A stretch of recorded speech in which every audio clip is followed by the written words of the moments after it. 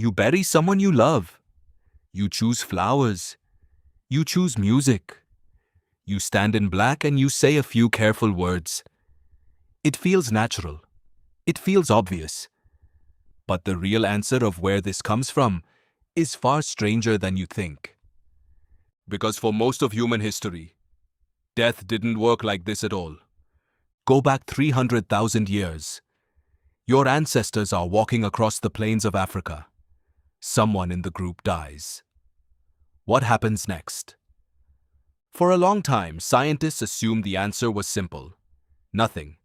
A body gets left behind. Life moves on. Early humans, the thinking went, were too busy surviving to grieve. That assumption is falling apart. In 2013, a team led by paleoanthropologist Lee Berger descended into a cave system in South Africa called Rising Star.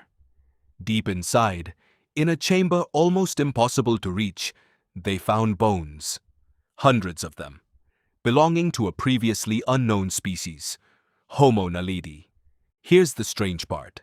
The chamber shows no signs of a natural disaster, no flood, no collapse. The bodies weren't dragged in by predators. There's only one way in, and it's a vertical squeeze barely wide enough for a human shoulder. Someone put them there. On purpose. Again and again. Homo naledi had a brain about a third the size of yours. And yet something in that small skull decided that a body, once it stopped moving, still mattered enough to carry through darkness and drop into a hole no animal would bother with. Why would a brain that small do something that deliberate? This is where the story gets uncomfortable. In a good way. Because it forces a question. Is grief a byproduct of intelligence? Or is it older than intelligence itself? Look further back, and the evidence gets stranger. At a site called Cima de los Huesos in Spain, researchers led by Juan Luis Arzuaga found the remains of at least 28 individuals dumped down a 13-meter shaft dating back 400,000 years. Among the bones was a single pink quartzite hand axe.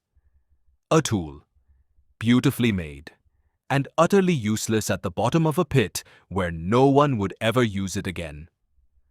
Arzuaga's team called it, half-jokingly, Excalibur, because it looked exactly like an offering. An object placed with a body, for no practical reason, is one of the oldest definitions we have of ritual. Now fast forward to Neanderthals. For decades, they were the punchline of human evolution.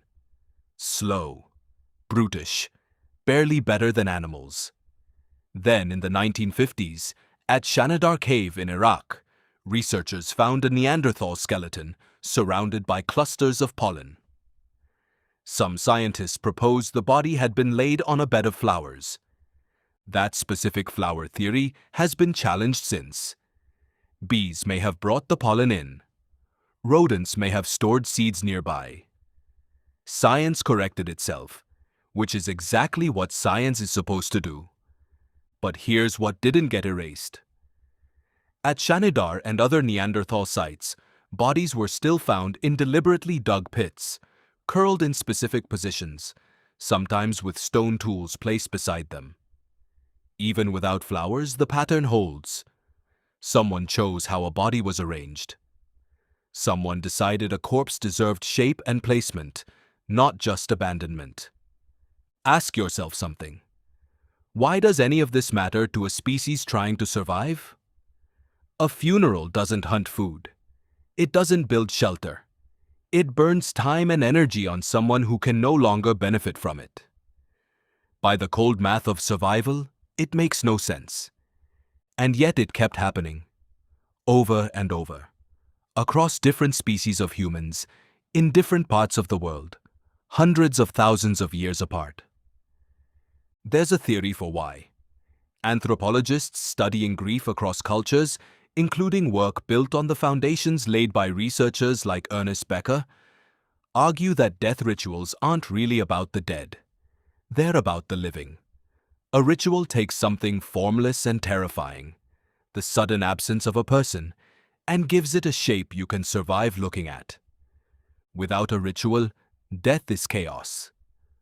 With one, it becomes a story, a beginning, an ending, a place to put your hands while your mind catches up. By the time you reach Homo sapiens, the evidence turns almost overwhelming. At Sungir, in Russia, roughly 34,000 years ago, two children were buried head to head, covered in more than 10,000 painstakingly carved ivory beads. Each bead alone could take an hour to make. That burial represents thousands of hours of labor, poured into two bodies that would never wear the beads anywhere else again. Think about that number for a second. Thousands of hours, for people who could no longer see, touch, or thank anyone for it. This is the part that should genuinely stop you. Because you do a smaller version of the exact same thing, right now, in your own life. You've bought flowers for a funeral. Flowers that wilt in days. You've written words in a card the person will never read. You've kept a photograph, a jacket, a voicemail, a ring. Objects that serve no function except one. They hold a shape where a person used to be. That instinct wasn't invented by any culture, any religion, any century. It's older than your species. It's older than language, probably. Homo naledi didn't have writing. Neanderthals may not have had complex speech. And still, something in them reached for the same act you reach for. There's a researcher, primatologist Barbara King, who has spent years studying grief responses in animals. Chimpanzees carrying dead infants for days, elephants returning to the bones of relatives, touching them gently with their trunks. Her argument is that grief itself isn't uniquely human. What may be uniquely human, or close to it, is ritual. The decision to mark the moment. To do something with your hands because your heart has nowhere else to put itself.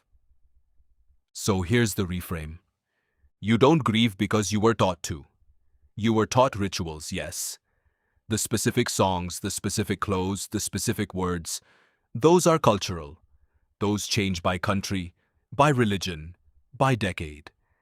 But the underlying urge, the need to do something, to place an object, to mark a spot, to carry someone even after there's nothing left to carry, that appears to run so deep it predates modern humans entirely. It was there in a cave in South Africa, hundreds of thousands of years before anyone could write it down. It was there in a pit in Spain, in the shape of a single beautiful axe that would never cut anything again. It was there at Shanidar, in the careful bend of a body's knees. And it's there right now, in you, every time you stand somewhere and go quiet. Because some part of you, some ancient, wordless part, still believes that if you show up, if you carry something, if you place it down gently enough, the absence becomes just slightly easier to hold.